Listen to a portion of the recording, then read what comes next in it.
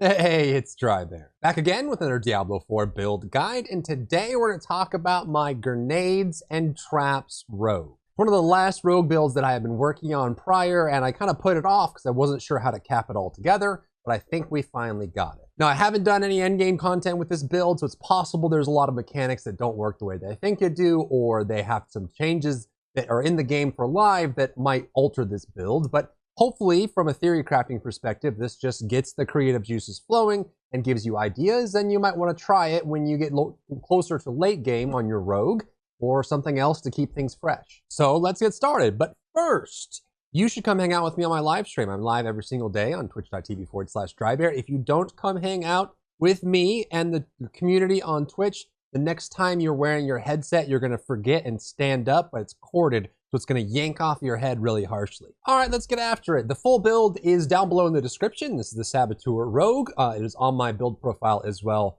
on d4builds.gg. But we're going to do the same thing we always do. We're going to start at the beginning of the skill tree, work our way down. We'll talk about gear and skills, and then we'll talk about Paragon. So the bulk of our damage is going to come from our traps and our grenades and our ability to reset them and utilize them to fullest effect. But it doesn't mean that we don't have a basic and a spender, a builder and a spender, that give us good opportunities to build and spend energy and give us procs that are synergistic as well. We're going to start with Puncture. It's probably one of the most widely usable builders in the Rogue kit. It is excellent up close. It's decent at medium. It's garbage at long range, but that doesn't matter. Every third cast slows enemies, and crits will always slow. So it's a very easy, reproducible way to apply slow to enemies. We also get energy when we puncture a crowd-controlled enemy, and we crowd control literally every second of every moment that we're playing this build. There's CC flying every which way, which is going to be important for later. And lastly, we apply vulnerable as long as two blades hit the same target. We get vulnerable for 2 seconds. So it's a nice way to apply vulnerable. We want 100% uptime of vulnerable in this build. We're gonna come down here and we're gonna get the 2 passive nodes that every rogue build that goes to endgame should run, because rogues are incredibly squishy. Close damage reduction, which means we're in melee range. We have damage reduction, which is nice. And we heal for 3% of your max life when you critically strike close enemies. We're in melee range for traps. We're in melee range for puncture. We're in melee range for flurry. We're in melee range for dash. All of these are in melee range. We get a lot of healing and damage reduction from that. Next, you want to pick up a spender. You have 2 options here. You can go with flurry, which I think works great for this because flurry itself, you release an AoE, you can modify it to do 360 degrees as well. You can also make it so that when you damage a crowd control or vulnerable enemy, which should be every enemy you touch with this build, you are healed for 1% max life up to 12% per cast. So every time you flurry, after you put all your traps and bombs and grenades down, which everyone's going to be vulnerable and crowd controlled if they can be, you're going to get big fat heals. If anything crits, you'll get healed again. So the survivability on this build is exceptionally high, which we like, especially for rogue. Last, if flurry hits a vulnerable enemy, which again, we're going to apply lots of vulnerable, not only from our builder, but from other places, that enemy, it will make all enemies hit by your flurry vulnerable as well. And we're going to modify it so that we get the AoE. So flurry does the forward attack and the 360 degrees. So even if we get one target with vulnerable here or with her other abilities, we'll be able to hit them with flurry and reapply vulnerable to everybody around. So if you're aware of the damage buckets and all that and how valuable vulnerable is, it's nice to have it.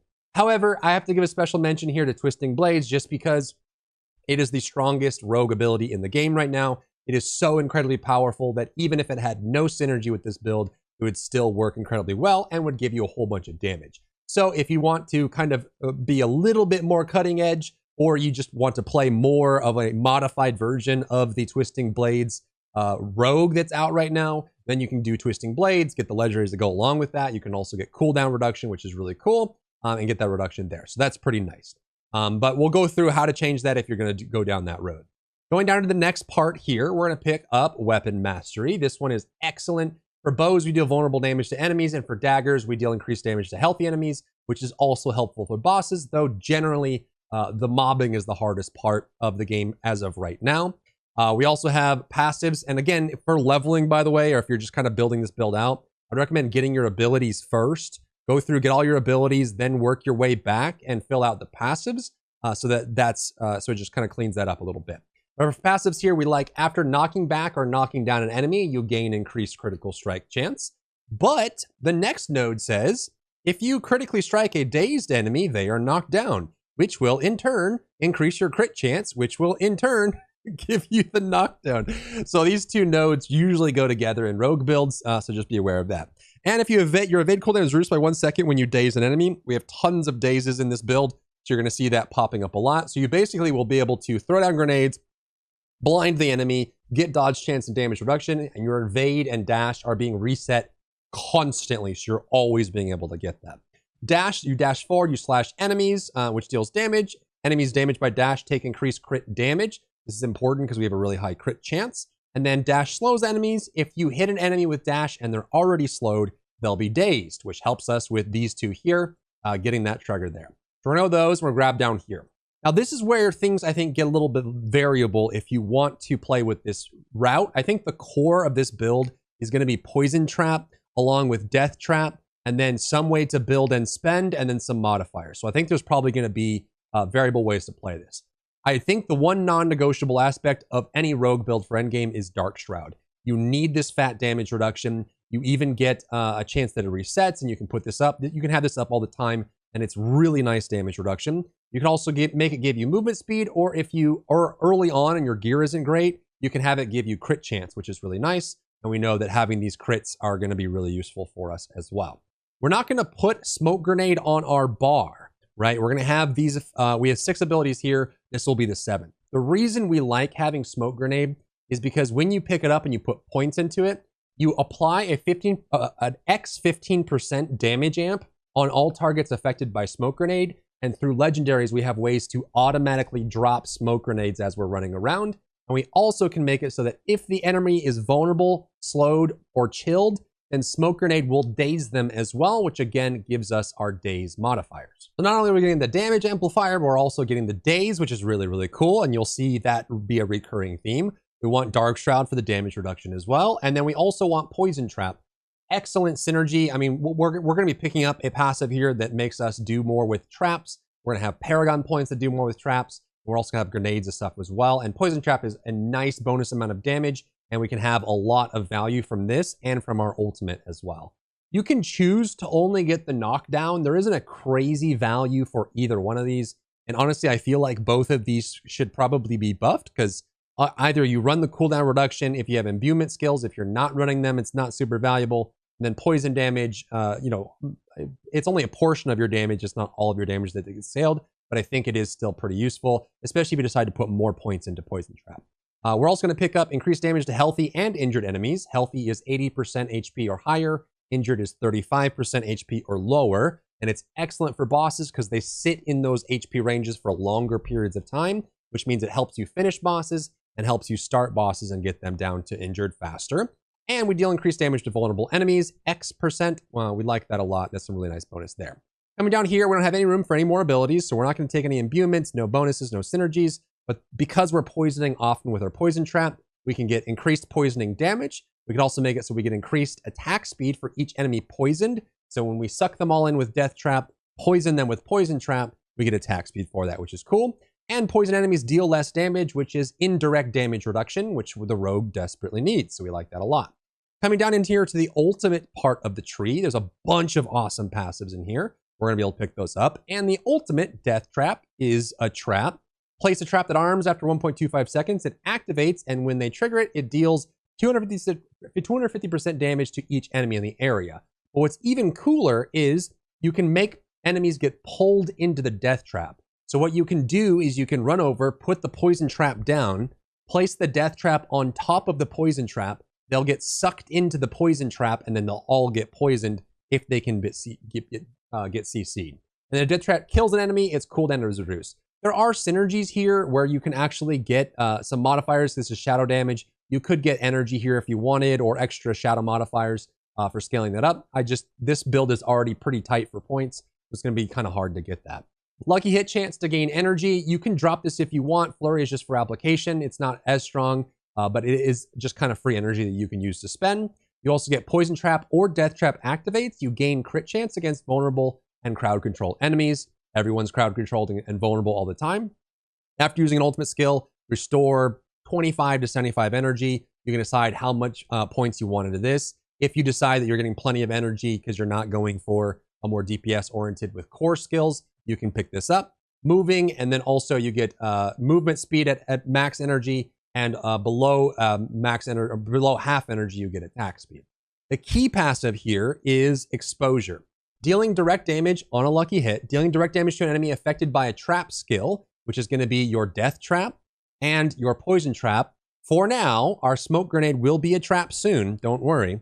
It has a 25% chance on lucky hit to reduce the active cooldowns of your trap skills, and then drop a cluster of exploding stun grenades to deal 40% total physical damage and stun enemies. So remember how much CC we're having, because this is super crucial. We have a stun here. We have slows. We have vulnerables. We have knockdowns. Right? We have knockdowns. We have other knockdowns. We have all kinds of CCs. This is going to be important in a second. We're picking that one up. So that's the skill build. Let's look at the gear, and then we'll end with the Paragon.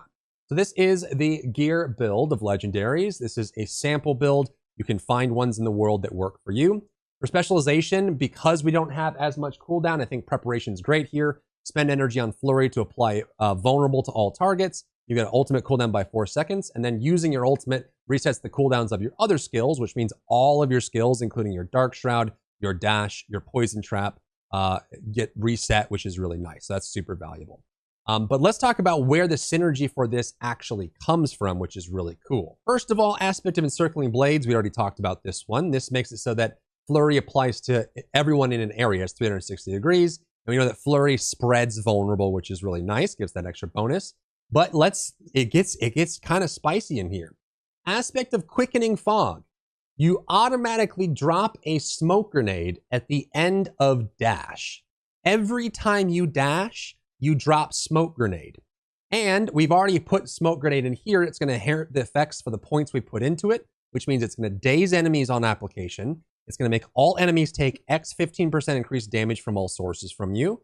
And they're going to daze for even longer. 20% off this is going to be, what is that? 4.8 seconds. Super nice. More CC. We like that.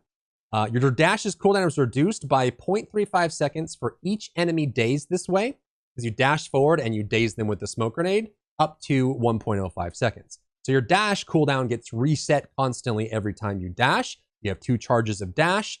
Hitting an enemy that's slow dazes them, and enemies take damage by dash and take increased crit damage. And we have tons of crit strike in this, so crit damage is going to scale really nicely.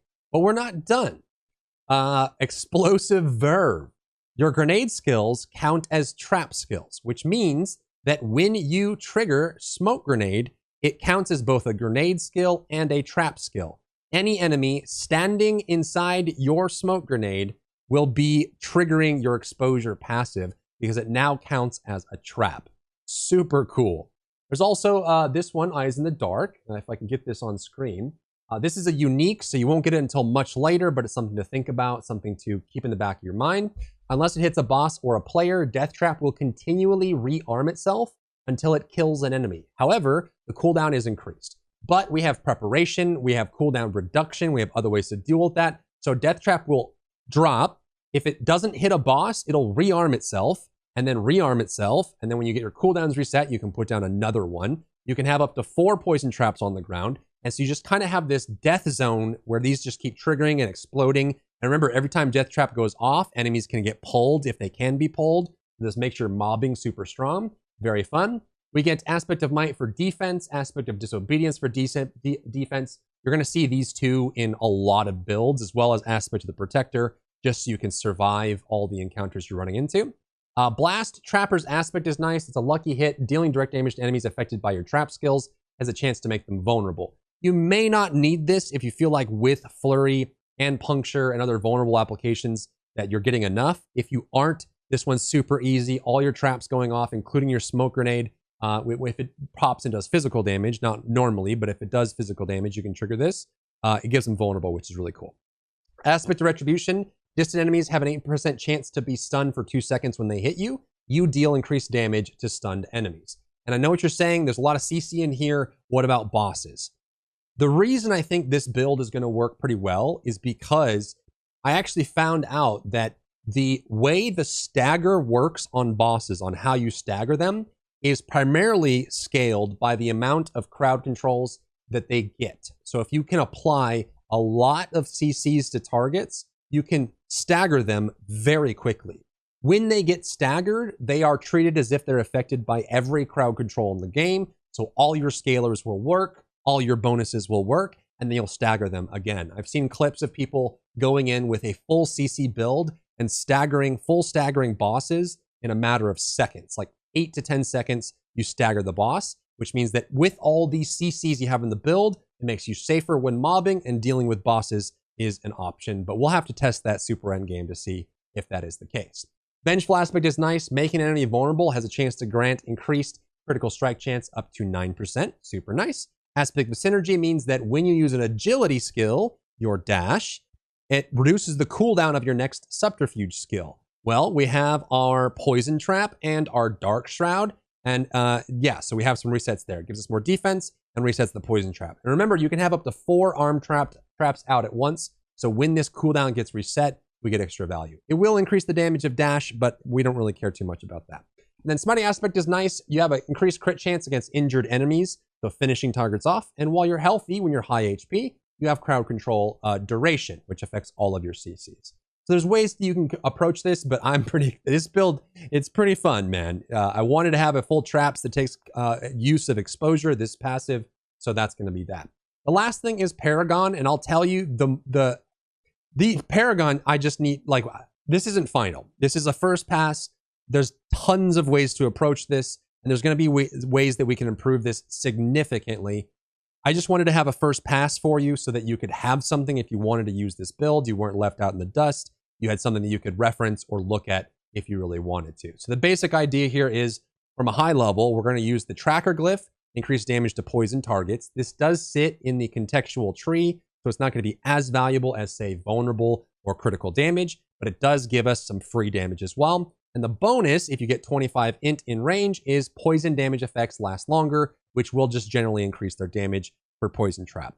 Picking up deadly ambush means we deal increased crit damage to enemies affected by trap skills, which is all the time, including bosses. Super nice. We have lots of crit. Crit damage scales that up even better. We have some trap skill cooldowns down here and some trap damage. Unfortunately, this is also going to be in that contextual bucket, but we also have damage reduction from enemies affected by traps. And then we can scale up here. We can pick up when you deal damage to a vulnerable enemy, which is every enemy with this build. They take increased damage from you up to a 15%. And there's some other nice things in here as well. We can pick up the ambush rune, increase damage to targets affected by traps, and enemies affected by traps take increased damage from you. So basically every target we run into. Ultimate skills deal increased damage and grant you increased damage for 20 seconds when cast, your death trap. And then we come up here, we can pick up, you can even pick up damage to, you get increased damage for nearby enemies that are crowd controlled. This works on staggered bosses and when mobbing, when you have big AoE CC. Remember, every time you dash, you're dropping your smoke grenade, which is dazing them. Super cool. So that's kind of like a basic first pass at the Paragon, so you can use something, but feel free to experiment with that as well. So that is the Saboteur Rogue. Super fun. A lot of resets, a lot of movement. Remember, you're resetting your evade cooldown a lot. You're dashing around constantly. You're dropping grenades, explosives. There's even some legendaries you can get where you drop stun grenades that deal physical damage. So you can be it's almost like you're an AC 130, just releasing bombs and explosives at all times. Super cool. So hopefully this inspires you to play Rogue and get some more value out of it. If you got value out of the video, leave a like down below, leave a comment so I know that you liked it. It helps me out with the algorithm. And of course, come by my live stream if you have any questions or comments. I'd be happy to chat with you. If you enjoyed yourself today, leave a like down below. You can support me and my work on Patreon and view Patreon exclusive content, link in the description. Thank you so much for tuning in, and I'll see you in the next one.